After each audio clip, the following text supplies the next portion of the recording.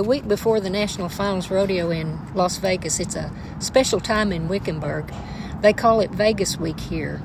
And all the arenas around town will put on special ropings so the ropers can stop over for a few days and compete before going on to Vegas. And the roping this past Sunday at Downtown Arena, where we stay the winter, it's called the Open Roping, which means that some of the best ropers going down the road are here. The steers are fast, the ropers are fast, and the horses are some of the best. So it makes for a good show. And as with any sport, it's good to watch the best of the best, and this roping always draws a good crowd of spectators. You might say that the ropers we'll watch today belong to an elite group. You know, as Christians, it could be said that we belong to an elite group too. The Apostle Peter, he wrote that we're a chosen generation. We're part of a royal priesthood. We're God's own special people, and he has called us to proclaim the praises of him who called us out of darkness into his light. Being in his light means that we should reflect what it means to live for Jesus. We can't always be perfect. That's not ever going to happen. And there's times our light may not shine as bright as it should, but there's instances where we can make a difference. We can change that.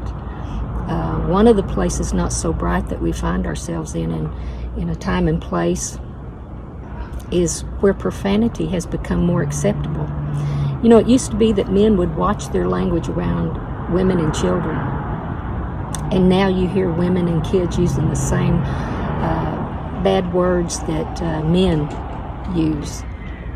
You know, we have never watched an episode of Yellowstone because of the bad language that is in it. You can call us old-fashioned, but we call it drawing a line.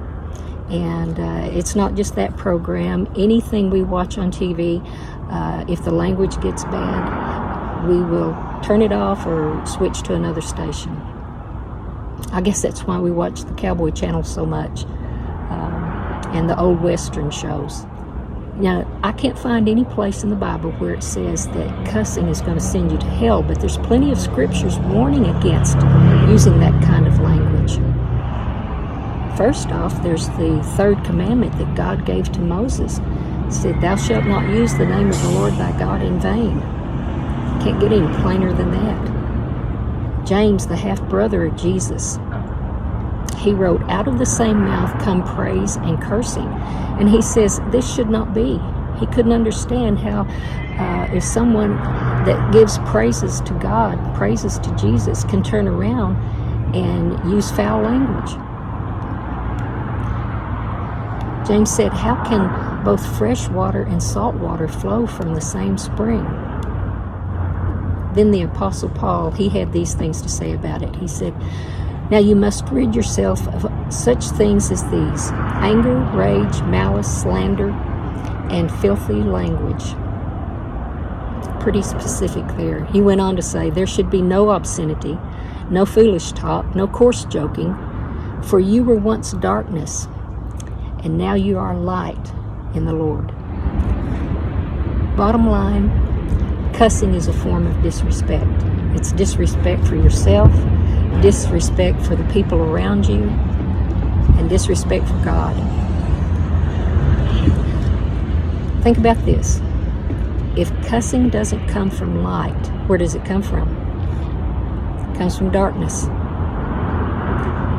We've got enough darkness in this world without adding to it.